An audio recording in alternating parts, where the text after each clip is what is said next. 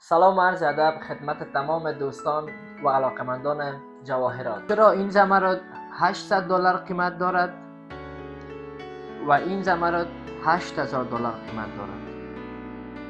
این سوالی است که حد اکثر مشتریان از ما میپرسند. امروز در مورد 4 عامل اساسی که بالای قیمت تمام سنگ ها تاثیر مستقیم دارد صحبت میکنیم.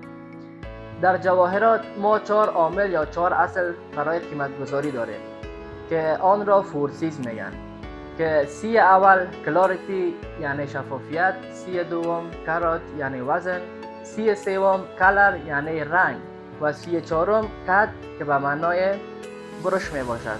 و موضوع حساسی هم همین است که هر جوهرشناس و کارشناس جواهرات بر اساس همین 4 عامل قیمت گذاری می کنند.